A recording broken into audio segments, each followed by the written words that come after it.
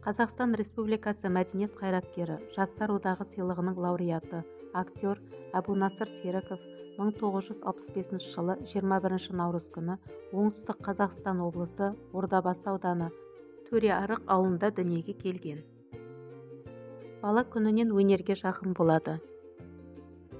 Оқуын бітіргеннен бастап, шағын рөлдерде театрларда ойнай бастайды.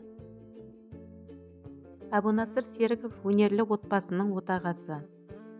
Ал отанасы Ғабит Мүсірепов атындағы Қазақ мемлекеттік академиялық балалар мен жасөспірімдер театрының актрисасы, мемлекеттік дарын сыйлығының лауреаты, талантты әртіс Лиза Серікова.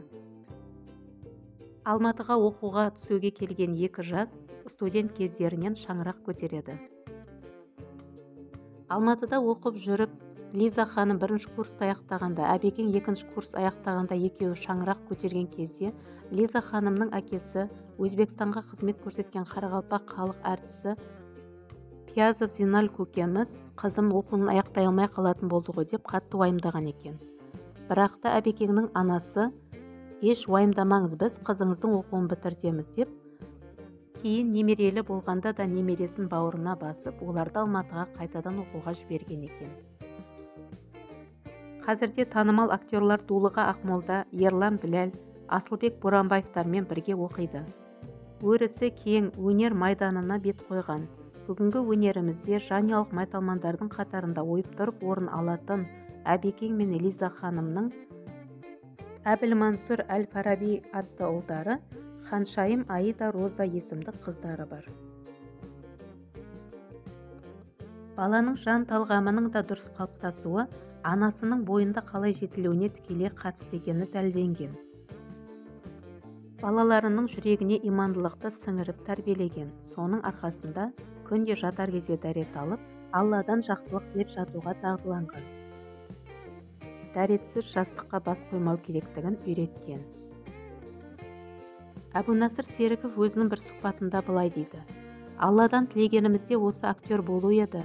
Біз оқу бітірген кезде шағын ғана эпизодтарға түсіп жүрдік. Баян Мақсатқызының тырнақалды туындысы Абайлаңыз сиыр деген фильмінен кейін мен танымал бола бастадым.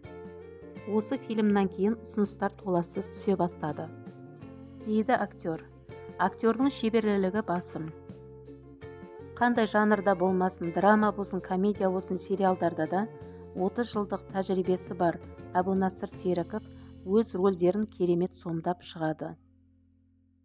Осторожно, корова, Аташка на хайпе, Почти мачо, Семьянин, Брат или брак, Алтын адам операциясы, Келинка тоже человек, Робот әйел, сол секілді көптеген фильмдерде өзінің актерлық шеберлігін дәлелдеді. Өнерлі отбасынан шыққан үлкен ұлдары Әбілмансұр Серіков те қазір театр және кино актері, көптеген фильмдерге түсіп, көрермен көзайымына айналып үлгерген.